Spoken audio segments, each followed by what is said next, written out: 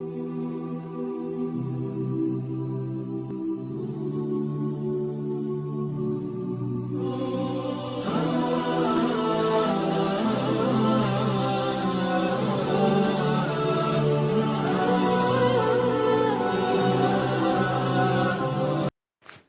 لله والصلاة والسلام على رسول الله وعلى آله وصحبه ومن والاه، وبعد.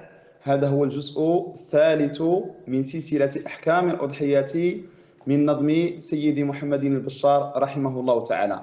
في هذا الجزء سأتحدث إن شاء الله عن العيوب التي ينبغي لنا أن ننتبه لها حين شراء الأضحية، لأنها إذا وجدت في الأضحية فإنها لا تجزئ.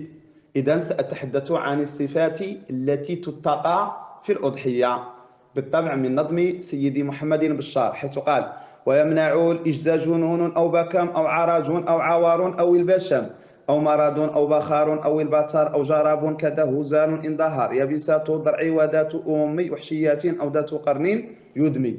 إذن في هذه الأبيات الثلاثة تحدث لنا الناظم رحمه الله تعالى عن الصفات التي تتقى في الضحايا التي تمنع الإجزاء، فبدأ رحمه الله بالجنون. ما هو الجنون؟ جنون وهو أن هذه البهيمة تفقد الإلهام بحيث لا تهتدي لمنافعها، لما ينفعها. مثلا تحط لها الماء ما تمشي له واخا هي عطشانة، تحط لها الكلاء ما تمشي له واخا هي جيعانة. وكاين مرض يسمى بجنون البقر. اذا البهيمه اللي فيها هذا المرض، اللي فيها هذه الصفه، فانها لا تجزئ. وكذلك البكم، يعني البهيمه البكماء. شنو البهيمه البكماء؟ هي فاقده الصوت.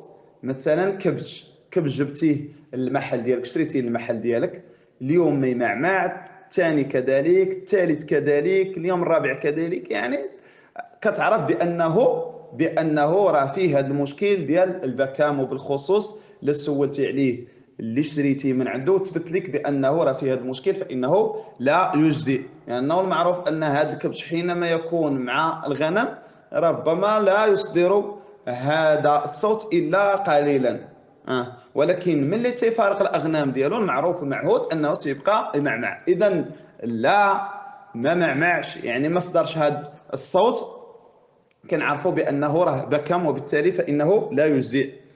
وكذلك العرج، البهيمه اللي تتعرج، تتمشي متاخره، دائما تتمشي مثلا خلف الامثال ديالها. مثلا كبش تيمشي دائما خلف الغنم، او هذاك العرج ديالو واضح تتشوفوا غادي تيكمع، رجلو ناقصه مهزوزه على الارض، فبالتالي فانه لا يجزي. اما اذا كان هذا العرج خفيفا لا يلاحظ، يدوز قدامك مثلا وما تلاحظ شيء المره الاولى والثانيه وهكذا، حتى تجيب واحد تيبان لك بان راه في واحد العرج خفيف جدا، هذا لا يؤثر.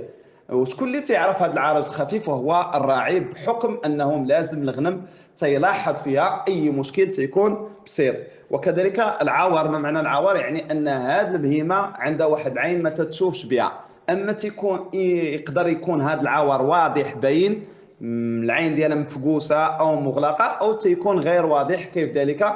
مثلا تلقى عندها العين اليمنيه ما تتشوفش بها، لا جيتيها من جهه اليسريه تتحرك تتهرب، اما لا جيتيها من جهه اليمنيه ما تتحرك، ما شي حاجه، وبالتالي تتعرف بانها عوره. فان البهيمه اللي فيها هذا المشكل فانها لا تجزئ. وكذلك من العيوب البشم. ما معنى البشم؟ ان هذه البهيمه تتكون فيها التخمه، يعني الكرش ديالها منفوخ اكثر من القياس، اكثر من اللازم. هذه تيكون فيها شي مشكل، عندها شي مرض، اما هذا انتفاخ ناتج عن ضعف في المعده او شي سبب من الاسباب. وكذلك يعني من العيوب المرض، هذاك المرض اللي تيكون واضح، المرض اللي تيكون بين، بمعنى ان هذه البهيمه ما تتصرفش كما تتصرفوا خواتاتها، باينه مريضه، وبالتالي لتبت، وبالخصوص لتبت لنا شي طبيب بيطري بانها راها مريضه فانها لا تجزئ. وكذلك البخر، يعني البهيمه اللي تيكون فيها هذا المشكل ديال البخر. كيف ذلك؟ يعني الفم ديالها تيكون منتن بالدرجه، تيكون خانز، يعني تتشم منها واحد الرائحه كارهه، ما تقدر تبقى جالس حداها. اذا هذه البهيمه لا تجزئ. وكذلك البطر. ما معنى البطر؟ يعني البهيمه البتراء. كيف البهيمه البتراء؟ اللي مثلا مقطوع عليها الذيل ديالها، مقطوع عليها الذنب ديالها. اذا هذه البهيمه اللي مقطوع عليها الذنب ديالها، مقطوع عليها الذيل ديالها، هذه لا تجزئ. او البهيمه اللي تيكون فيها الجرب. معنى الجرب يعني تتبقى تحك تيولي ديز الدم. يعني مثلا نقولوا مجربه، الفلاحه تيعرفوا هادشي، الكسابه تيعرفوا هادشي، اذا هذه البهيمه لا تجزئ. كذا هزال الانظهار، كذلك البهيمه اللي تكون هزيله، تكون ضعيفه، تكون عجفاء، معنى عجفاء ما فيهاش شحمه، كارمه، لا مخ في عظامها كما تيقولوا اهل اللغه، هذه لا تجزئ. وكذلك من العيوب يابسه الضرع، يعني اللي تيكون الضرع ديالها جاف، الضرع ديالها كارم، ما تتقطر حتى شي قطره ديال اللبن. اما لا كان غير شي شويه راه ما كاين حتى شي مشكل. وذات ام وحشيه، ذات ام وحشيه. ما معنى ذات ام وحشيه؟ هي ديك البهيمه اللي تتكون الام ديالها وحشيه والاب ديالها تيكون انسي. وذات ام وحشيه هي المنسوبه للوحش، نعم، لكونها منه، والاب من النعم، نعم، هذا تيكون قليل. او ذات قرن يدمي، اللي تيكون القرن ديالها مهرس او تناطحت مع اختها، واخا هذاك النهار مثلا نهار العيد تناطحت مع اختها والقرن ديالها ديز منه الدم، فانها لا تجزي. اما اللي تيكون القرن ديالها مضروب ولكن ما يدوز منها لا دم لا حتى شي حاجه، حكم انه برا، هذه راها ما تتاثرش. وكما عاهدناكم كان ناخذ من منظومه سيدي محمد البشار، وكذلك من مختصر خليل، وكذلك من رساله ديال ابن ابي زيد القيرواني، باش يعني اللي ما لقيناها في هذا الكتاب لقوها في كتاب اخر. قال سيدي خليل رحمه الله: وان جماء ومقعدة لشحم ومكسورة قرن، بمعنى ان هذا الجماء راه تجزي. ما معنى الجماء؟ الجماء هي اللي مخلوقه بلا قرن، يعني من ذاك النوع اللي ما تيكونش عنده القرون. نعم. ومقعده لشحمين، البهيمه اللي تقلت بالشحمه وتقلت باللحم ما بقات قدت تقعد ماشي مريضه. ومكسوره قرني، اللي تيكون القرن ديالها مكسور ولكن ما تدميش. قال: لا ان ادمى، اما لا كان هذا القرن تيدمي راها لا تجزي. قال: كبين مرضي، البهيمه اللي تتكون مريضه والمرض ديالها بين، كذلك لا تجزي. نعم. وجربين وبشم راه شرحناه، وجنون وهزال كذلك شرحناه، وعرج وعوار، وفائت جزء غير خصية، لتيكون ناقصها شي جزء، مثلا رجل او يد، انا باستثناء لتيكون ناقصها الخصية، مثلا حولي ما عندوش خصية، هذا راه يجزي. علاش؟ لانه تيكون سمين. وصمعاء جدا، وصمعاء جدا، ما معنى صمعاء جدا؟ هي اللي تيكون الودنين ديالها صغار بزاف، يعني تتبان بحال ما عندهاش الودنين. وذات ام وحشيه، هذه شرحناها.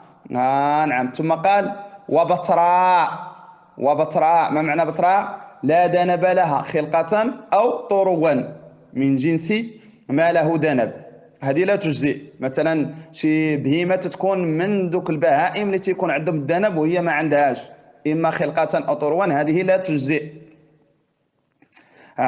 وبكماء، هذه شرحناها. وبخراء، ويابسة ضرع، ومشقوقة أذن، لتتكون الأذن ديالها مشقوقة أكثر من الثلث، أما الثلث راه ما تيأثرش. نعم.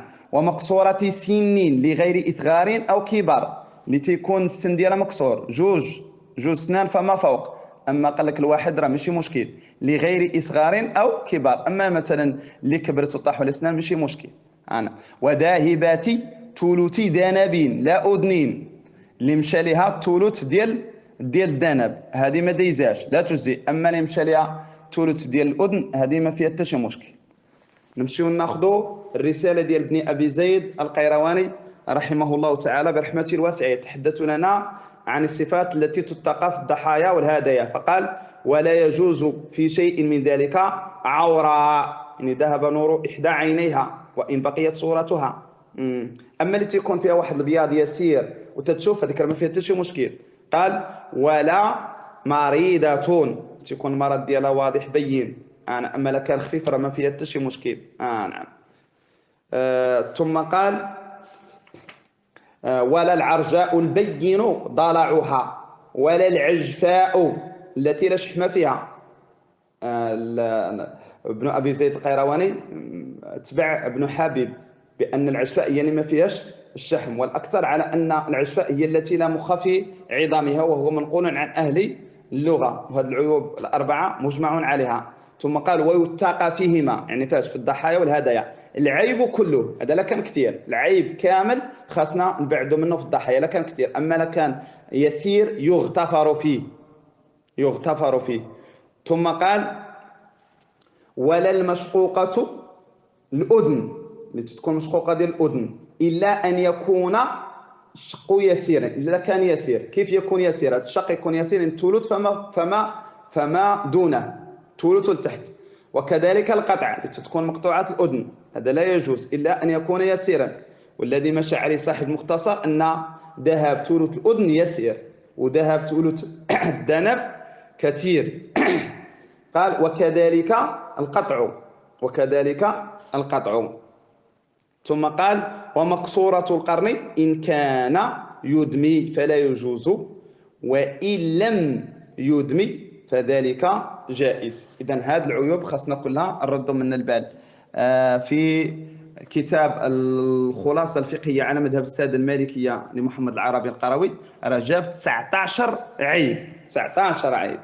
نعم، كما قلنا كاين الخرقاء وهي مشقوقة الأذن، كاين المقابلة وهي التي قطع من أذنها من قبل وجهها وترك معلقا، كاين المدابرة وهي التي قطع من أذنها من جهة قفاها، كاين الشرقاء وهي المشقوقة الأذن، وإليها أشار المصنف بقوله ولا المشقوقة الأذن.